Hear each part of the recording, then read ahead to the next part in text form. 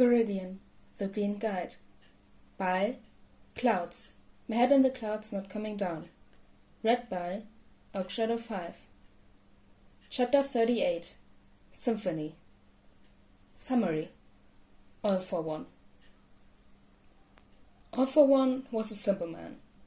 He considered himself something of an expert on the subject of human nature, since an intimate knowledge of humanity and its weaknesses had served him well when building his current empire, and, despite the rumors and legends surrounding his name, he was still human. As such, he was still susceptible to the same whims that plagued lesser beings, such as boredom, which was what had led to his current frustration. He took great satisfaction in creating plans and executing them to perfection.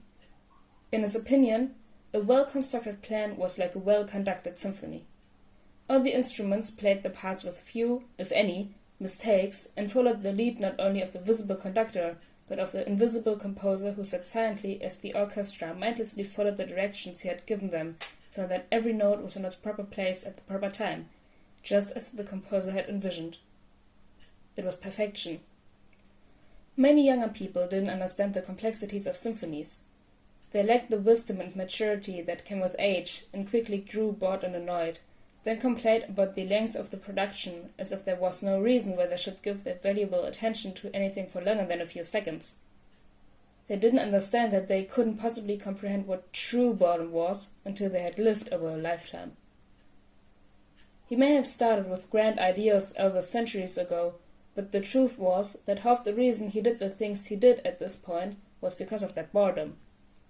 After a while, things like books and movies started to blend together as the same tropes were watered down and repeated so many times that they had become almost completely unpalatable. So All for One had been left with no choice but to compose his own entertainment with the world as his orchestra. The perfect symphony took time, which All for One had an overabundance. The composer had to find just the right instruments and manipulate each musician in just the right way to create a piece that would be entertaining enough to satisfy him, which meant that much of the fun of the composition was playing the long game to create it. The time invested in the plan made it so much more satisfying when the unwitting and unwilling participants carried it out to perfection. It was enough to give him chills. Which was what made it so annoying when people got in the way of his plans. Yes, he could easily recover from the loss of the doctor's latest experiment, but it still irked him. According to his composition, Hamasaki's part in the symphony was to cause chaos on his test run, so All for One and the doctor could see the results of their experiment. He fulfilled that part of his purpose well, but All for One had hoped to recover their experiment before the police could, so that it would be a marvelous surprise when he gifted Tomura with the perfect army of super soldiers. Meddling heroes and vigilantes, however, had been inconvenient. They were like audience members who, instead of sitting quietly as the composer intended, had taken it upon themselves to start playing kazoos in the middle of the third movement. It took what was supposed to be a flawless symphony and gave the entire experience a flavor that was just slightly off. It was grating. All for One was nothing, however, if not resilient. As annoying as Hamasaki's capture was, it was nowhere near enough to ruin his symphony.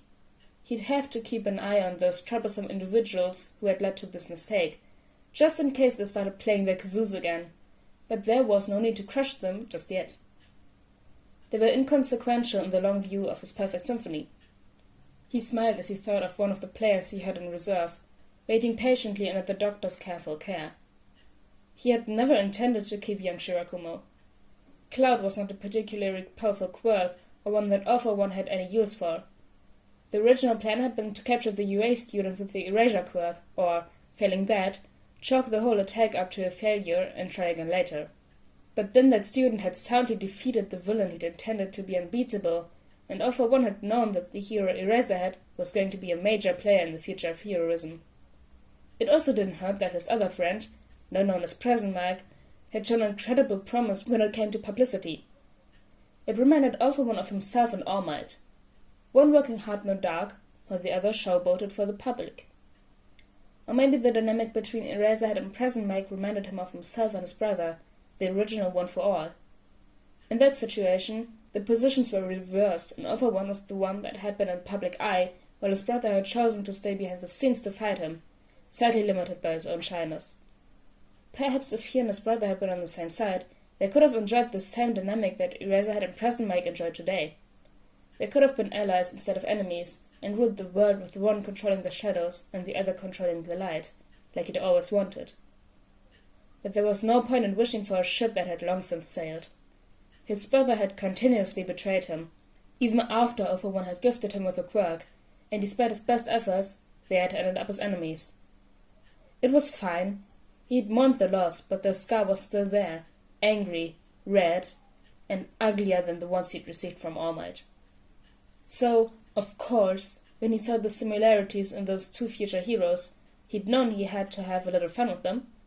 It was a simple pleasure, but when he was creating one of his symphonies, Awww took great delight in choosing just the right players with just right identities to make an impact. Even if those identities never quite came to light, he could enjoy the delicious irony behind the scenes. So instead of leaving young Shirakumo to die under the rubble, he had warped him to the doctor and used the blood paramedics that he'd intended to use for Eraserhead to have him declared dead on the scene. The boy had been quite a bit worse for wear when he'd arrived. He'd had 2 badly broken legs, crushed ribs, and a punctured lung that had already begun filling with blood. Still, even with all his injuries, even if he'd been left under that rubble for the duration of the fight, he undoubtedly would have survived, and might even have had a quicker recovery with the use of Recovery Girl's quirk. He would have made a wonderful hero if Awww hadn't stolen him away. It was enough to make him smile. The boy's recovery had, of course, been difficult and was made more so by the boy himself constantly fighting him and trying to escape, until Awww had finally grown tired of it and taken his memories. It would have made his betrayal much sweeter if he still remembered his old friends, but forgetting them completely would still be effective, and after his memories were gone, he became much more docile. He had still seemed to understand that something was off, but he had stopped trying to escape. It was just a shame that Awww hadn't had access to a powerful healing quirk at the time. The doctor had done his best, of course, but his specialty was in changing people's bodies, not in putting them back to how they were supposed to be. The main problem was his ribs.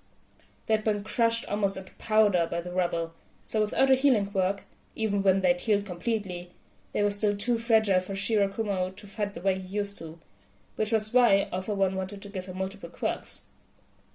The other quirks could make him stronger and faster, so that he didn't have to worry about getting hit, and Awww could call the broker to have him fitted with some kind of body armor, just in case. But he still needed to be able to think, which was still an elusive result. Awww wanted it to have an impact when Eraserhead and Present Mike realized that their old friend had become a puppet in his hands, so he wasn't willing to waste Shirakumo on experiments that were just as likely to fail. But the doctor was making progress, at least, so it shouldn't be too much longer until the newest player in the symphony was ready to take the stage.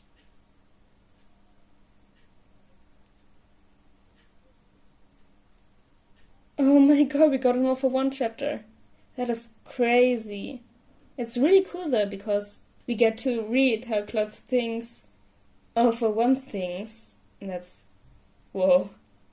By the way, the notes just say here, like, end of book 1, and then Clouds wrote, "Please be aware that you have now read the equivalent of a full-length novel."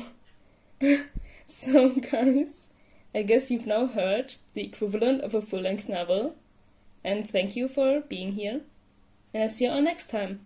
Bye!